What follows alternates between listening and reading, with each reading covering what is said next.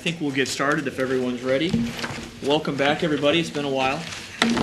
Glad everybody found this place. Welcome to the Plan Commission meeting for the Village of Morton.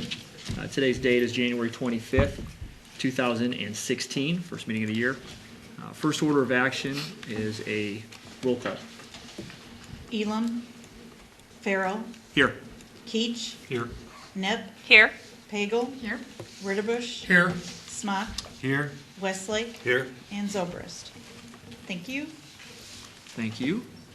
Next order this evening is the approval of minutes. The last regular meeting we had was way back in August of 15, so I'm sure everyone's memory is spotty, although luckily it's been replaying on a loop for all this time since then, so most people probably have it memorized by now.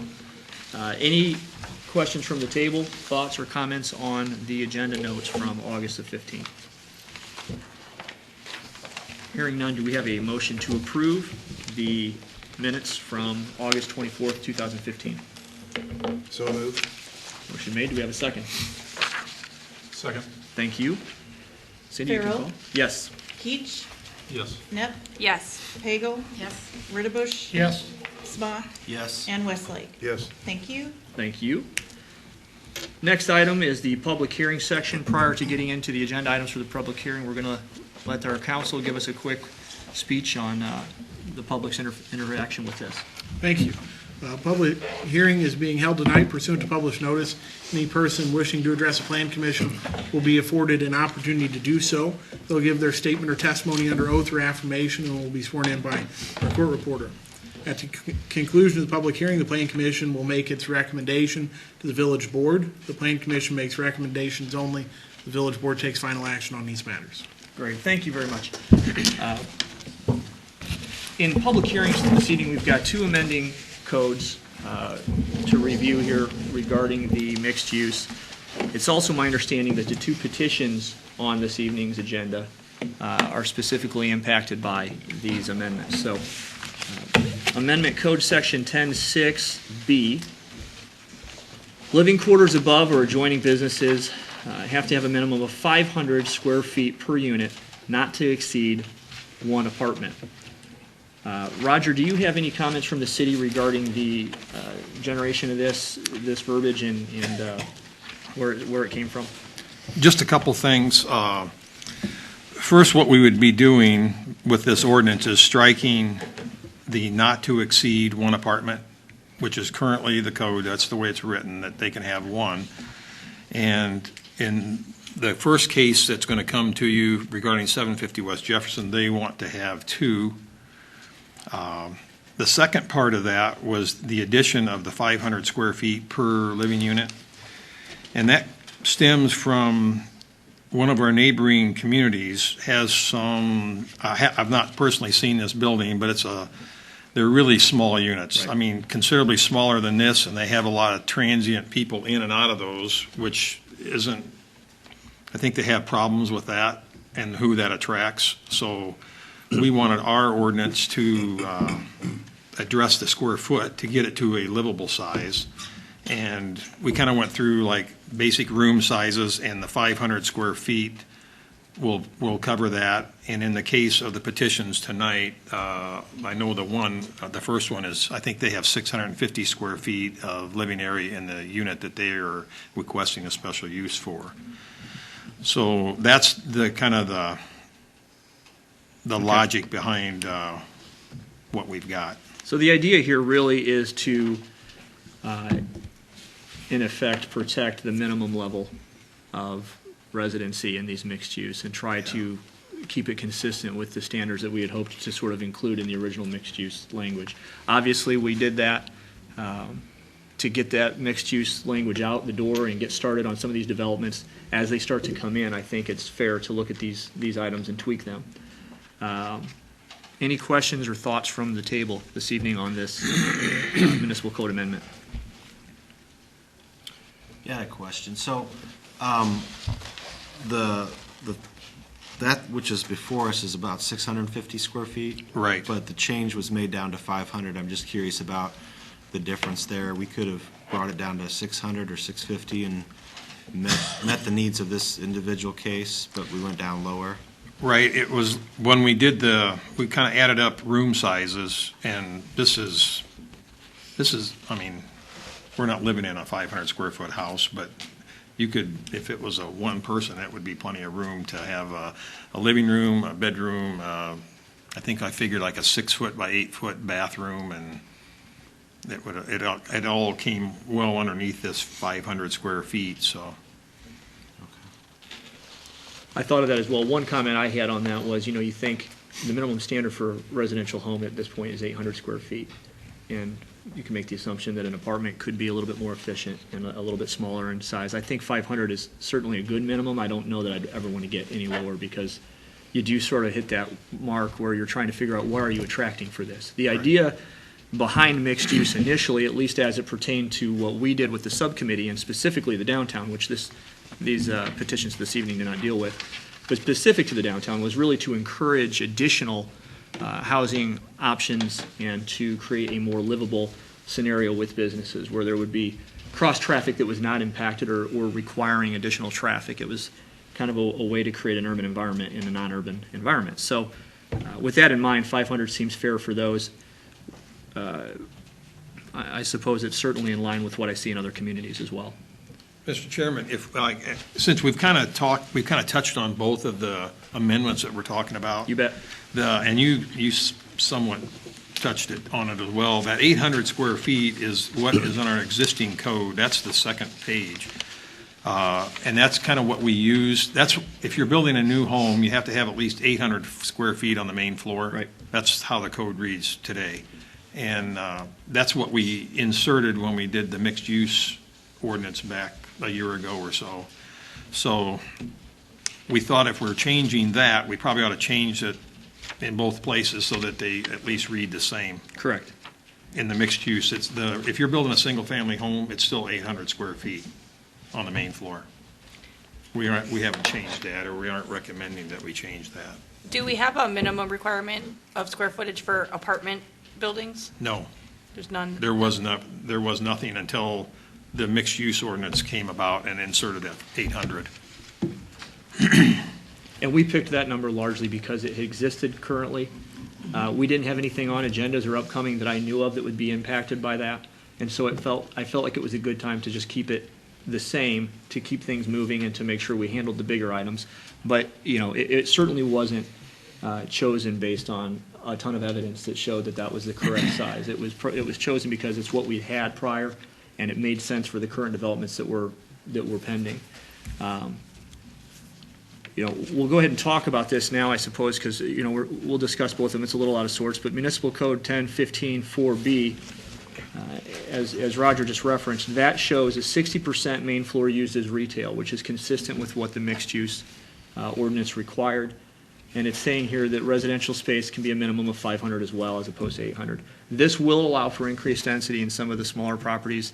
I see this, more as a way for people who own properties in that downtown mixed-use environment currently to perhaps increase their retail space a little bit, which to me, would be a terrific use. Back on the First Amendment for the Code 10.6.2b. Any other comments from the table regarding the reduction to 500? Yeah, I'll say, when you hear 500 square feet, and I'm assuming most of us live in houses that are larger than 500 square feet, it's kind of hard to visualize that. Right. I will say my mom in New York lives in an apartment that's 470 square feet, and I remember when I first went to go see her, I was shocked at how, I don't really want to call it spacious, but we'll call it spacious it was. There Sure. was plenty of room. She has a full-size refrigerator, a full-size kitchen, opens up into the living room, some storage closet, a bathroom, and a bedroom. So nothing spectacular. The rooms aren't huge or anything, but definitely very manageable for her, for the one person. Good. Any other comments from the table this evening? Hearing none, do we have a motion for amending Municipal Code Section 10.6.2b for special use?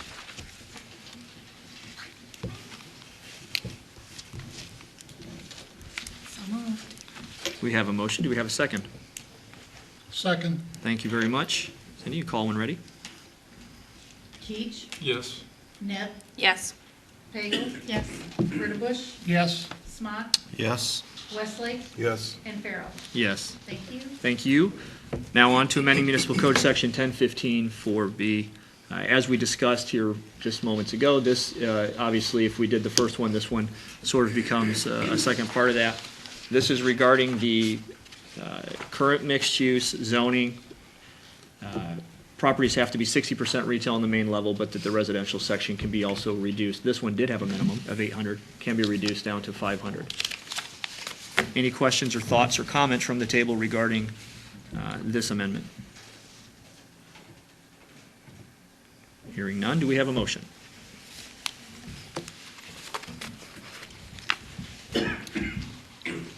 Move that we pass amendment code 10-15-4B. Thank you. Motion made. Do we have a second? A second. Motion made and second. Go ahead and call. Keach, Yes. Net, Yes. Pagel, Yes. Rittenbush, Yes. Smock, Yes. Westlake, Yes. and Farrell.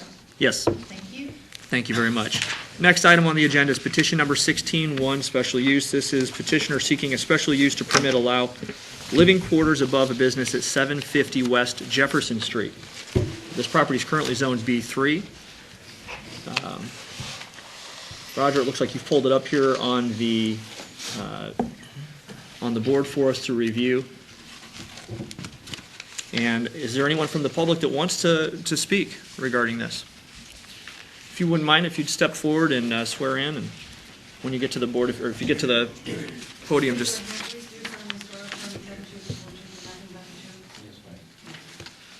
Lonnie, if you could say your name and address for the record, please, once you get up there. All right. I feel like the Lone Ranger here tonight. That's how this works.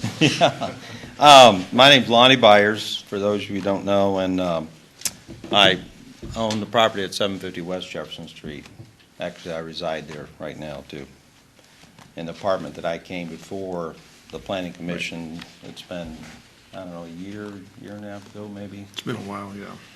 And I got an apartment there, and I want to add an additional apartment there because I'm going to rent the property to, a lady's going to move in and put in another coffee shop in Morton, but she'll have a drive-through coffee shop there, yeah. So, anyway, and she wants to be able to live above her business.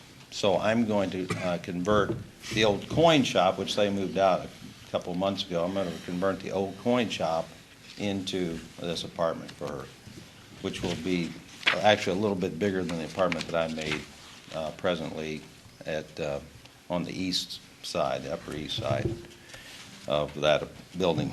And I don't know, I mean, it would be convenient for her to be able to live, by her, by her business plus security also. So I was just, coming before the planning commission to request that be amended. Perfect, thank you. Any questions for the petitioner this evening from the table?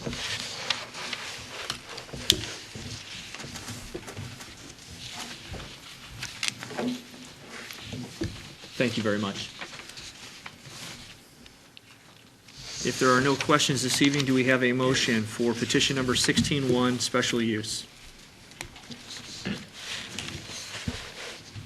I did have one question, just not necessarily for this gentleman, just in general about the zoning for a drive-through. Is that zoned properly for a drive-through? Right, it is B3, Okay. yeah. B3 does allow drive-throughs? Okay. Yep.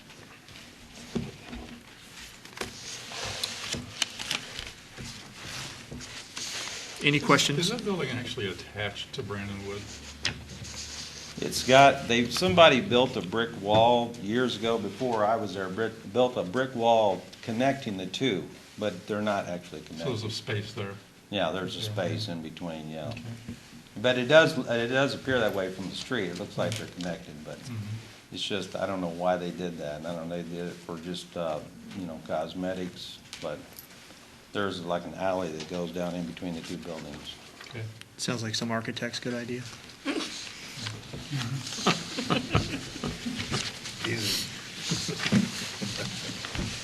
Any other questions this evening regarding the petition? Okay, hearing none, do we have a motion to approve petition number 16-1? I'll make a motion that we approve 16-1 SP. Thank you. Do we have a second? I'll second. Thank you very much. Call when ready. Knapp, Yes. Pagel, Yes. Ritterbusch, Yes. Smock, Yes. Westlake, Yes.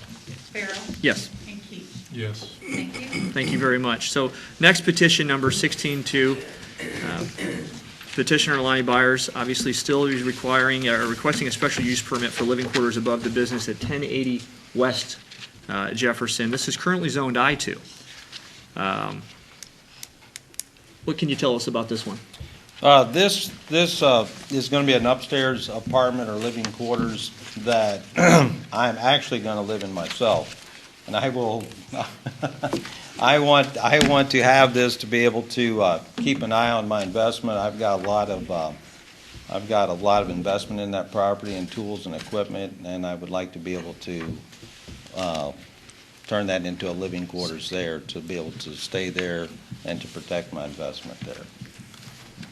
Okay. So this will become a personal residence in a building you own above a business you run. Right. Okay. Questions from the table regarding petition number 16-2 SP? It falls within our boundary, doesn't it, for the business district? Is it? Actually, I think 1080 West Jefferson is just outside of it. It Yeah, is. yeah. So it doesn't. It's not inside the overlay district. Okay. Yeah. Does that present any issues, really? I mean, it's a special use in, the way those, if you look through the ordinance, if it's a special use in B1, it can be a special use in B2, it can be a special use in B3, I1 and I2 and so on, so it's. It's certainly a unique request for an Yeah. I2, but it's also specific to an end user. Is it under the jurisdiction of the mixed-use ordinance No. we have? It's not, okay. So No, this is it- outside of that It one. is. It's special use, entirely special use. Okay. It doesn't fall under any of our reviews. Okay. Good question. What is the business on the lower level? Automotive repair Okay. and car sales. I also have cars for sale out there too that I'd like to keep an eye on. I did have one incident, this has been about a year and a half ago. Somebody went in the back of my properties and stole some parts off a car that I had back there, parked there, it was a car that I had towed in, but fortunately it didn't have a lot of value.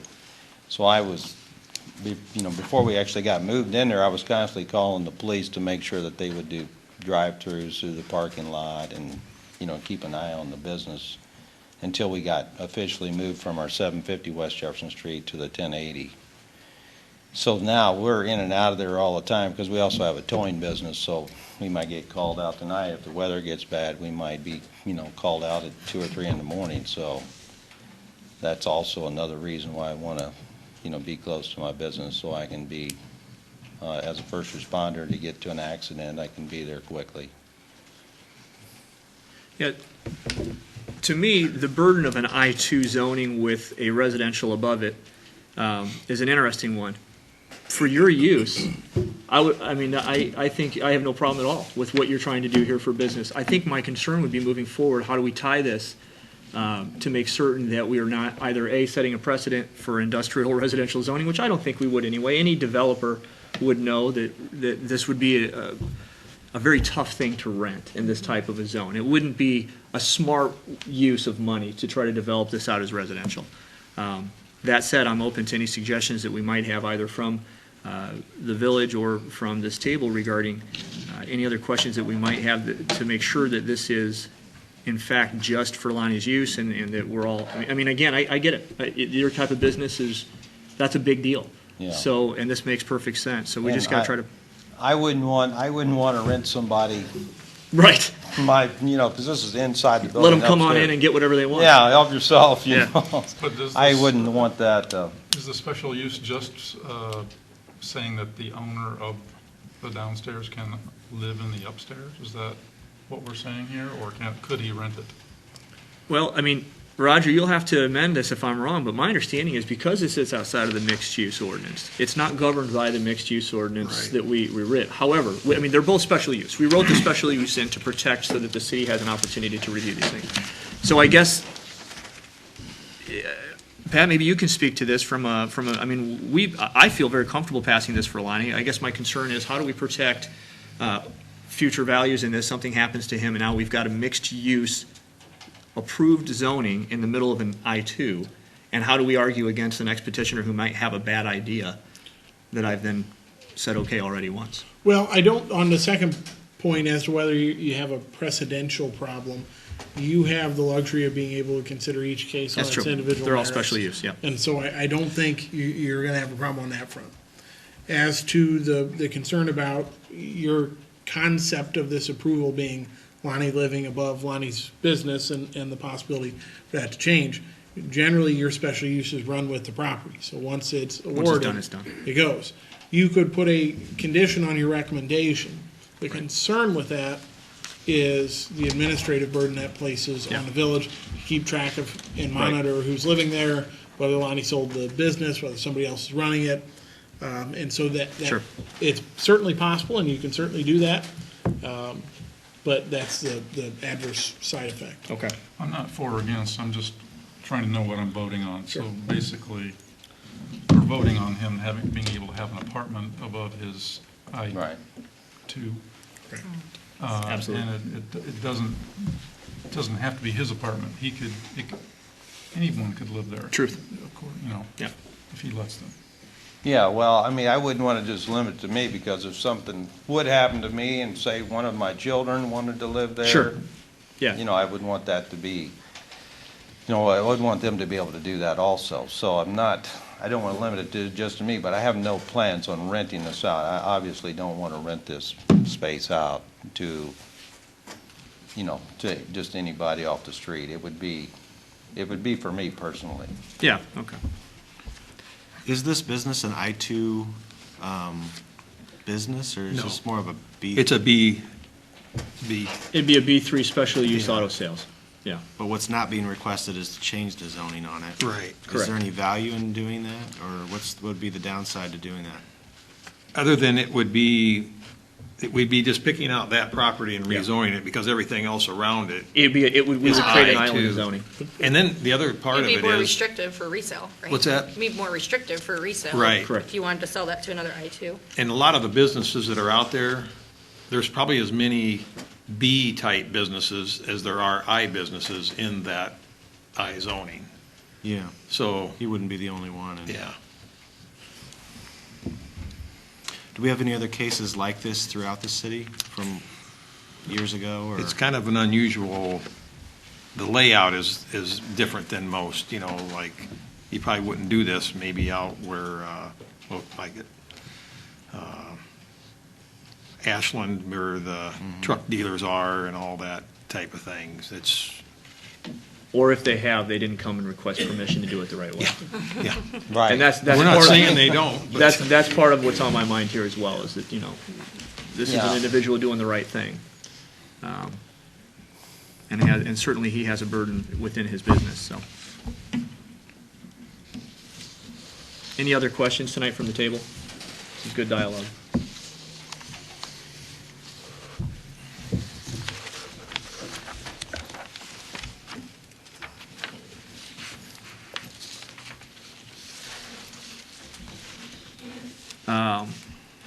Yeah, hearing none, are we prepared to make a motion on petition number 16-2? SP? Make a motion, we approve. Thank you. Do we have a second? Second. Motion made and seconded, ready when you are. Hagel, Yes. Riddibush, Yes. Mott, Yes. Westlake, Yes. Farrell, Yes. Keach, Yes. and Net. Yes. Thank you. Thank you, Lonnie. Thank you, appreciate it. Okay, that ends the public hearing section of this evening's agenda. Pardon me. We'll move on to other business. First item in other business is the preliminary and final plats for the Poly subdivision, which is a part of the northwest quarter of the southwest quarter, section 3, 225 north, R3 west. This consists of plus or minus 20 acres. Roger's zoning in on it now, but I think you do have it in your packet as well. What this is, they're taking and carving out a 1.84 acre parcel out of about a 20 acre parcel. Basically taking the house out of that property and then leaving the farm ground. It's a family thing is what it is. This is within our mile and a half, that's why we're acting on it. It's not within the village limits. It's been through the county, and the Tazewell County is fine with it, so. Great. Any questions this evening from the table regarding these plats? Hearing none, do we have a motion to approve preliminary and final plats for the Poly subdivision? So moved? Thank you very much. We have a motion. Do we have a second? Second, Thank you. Call when ready. Rodebush, yes. Smott, Yes. Westlake, Yes. Farrell, Yes. Peach, Yes. Net, Yes. Pagel. Yes. Thank you. Okay, thank you. The next item this evening is the preliminary and final plats for the Lehman subdivision, Lot B, Schrag subdivision. This is a subdivision of a subdivision. This is all zoned R2 currently. Roger, what can you tell us about this preliminary and final? This is a plat that, this case actually came to the zoning board of appeals back in the fall sometime. I don't remember exactly which month that was. What they want to do is take the other part of this R2 lot and, as you can see, split it in two.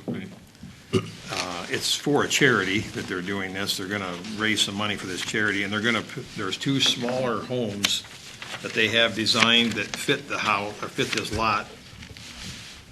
Really, it fits it really well, because if you were to drive down the street, the side yards would look just about like any other subdivision that you look at, like in Fieldstone or any of these that you see.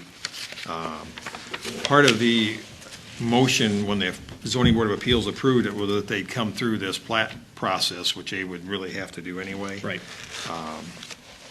And then I want to point out that there's some utility things that they have to kind of square away with this as well, because there isn't necessarily a sewer lateral for both of these, so there's going to be some expense in getting the sewer from Missouri to this property, but will be part of their approval process when they bring their plans into the village to build the two smaller homes on each lot, one small home on each lot, I should say. But in terms of setbacks, there won't be any issue. And there's really nothing, it's kind of unique, but this is kind of a unique area because as you go south of this and across the street, all these properties are zoned multifamily. So Right. there's going to be apartments of some sort built there. Correct. I'm assuming at some point they'll have. And we're talking from Lot A onward, correct? Right. Yeah, okay. So if for those who are now reviewing on the plat, what we're saying here is that these, you've got the Christian home down at the bottom with its special use, and it is, I believe, R4 even, or maybe it's R2 special use, I'd have to recall. But then directly ahead of that, moving north on Missouri, you've got lots B and lots B1, and then the very next lot, as it hits Prairie Trace, is potentially multifamily as well. So what we have here is we've got some smaller, scaled-down housing requests for two lots in between what is obviously or evidently going to be mixed or multifamily use moving forward. And it was mentioned in the zoning board of appeals public hearing that doing that maybe somewhere else wouldn't maybe fit with what's around it, but given the fact that we're going to multifamily, it seemed like a reasonable transition to do that, so. Okay. And I don't know if that diagram helps any of you, but this is Parkside, and then this is Missouri coming down, and then there is a single-family home right here, and the people that own that single-family home are the people putting this program together Okay. with the builder. And then these 3 parcels here are the remaining R4 properties, which will be multifamily. Right. High-density multifamily. Yeah. Yeah, okay. Good. Any questions from the table this evening regarding the Lehman subdivision of Lot B? So does that lot meet our requirements for minimum? Well, no, it doesn't. That's No. what they were at the zoning board of appeals for, Ah, and they were given that variance, yeah. Yeah. got it.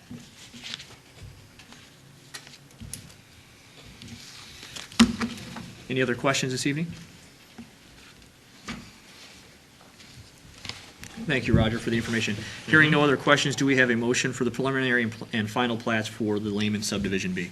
So moved. Thank you. We have a motion. Do we have a second? Second. Thank you very much. Then you may call when ready. Smock. Yes. Westlake. Yes. Carroll. Yes. Keith. Yes. Net. Yes. Pagel. Yes. And Ritterbusch. yes, Thank you. Thank you. Okay, the final item in other business is the preliminary and final plats for Berkey subdivision, which is a part of the northwest quarter of Section 32, T25 North, R3 West, consisting of 3.23 acres. Roger's pulling it up on the overhead, and you have it in your packet. Roger, what can the village tell us about these plats?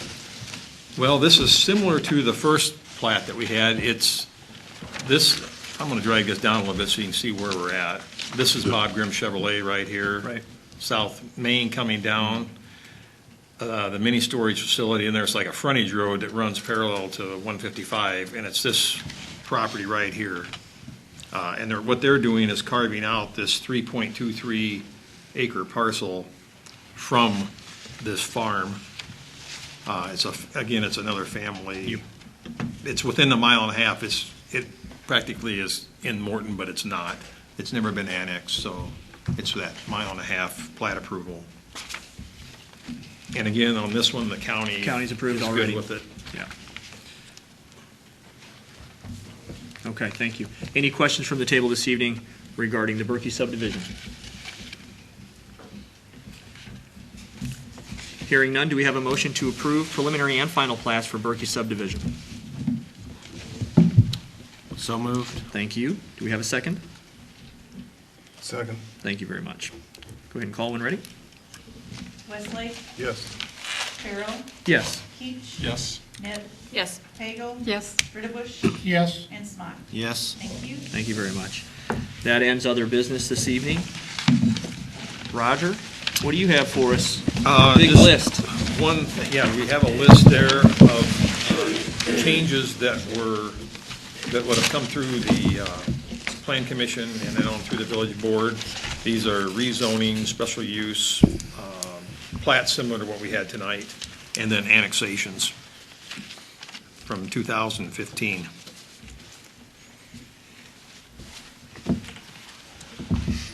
Any questions? I'd be happy to answer. Slow year, huh? It didn't seem like it. Did not. Well, we started off with a bang. Yeah, it looks right. I reviewed these. Any other items that you would like to discuss? The other thing would be, the maps are being done right now, are like land use, zoning map, all those updates to reflect all of these things.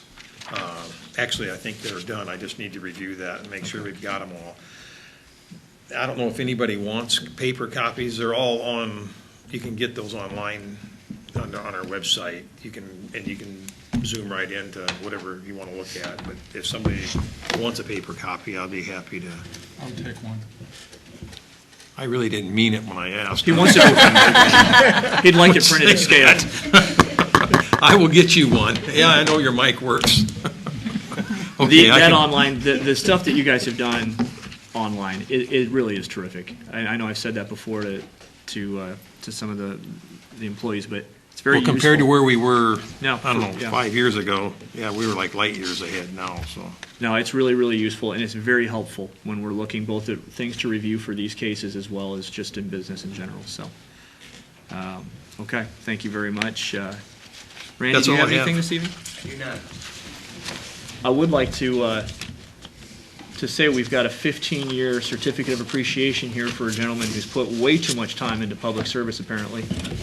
So I wanted to. Why do you say that? Because I don't think I don't know how many years I'm in, but I'm about to retire. But this is really great stuff, so congratulations to you, and thanks for all your hard work. Thank you. Nice. We have any, No speech? he forgot his crown. If we have nothing else, do we have a motion to adjourn? Don't get shy now. So moved. Thank you very much. A second? Second. All in favor? Aye. All opposed? Have a great evening.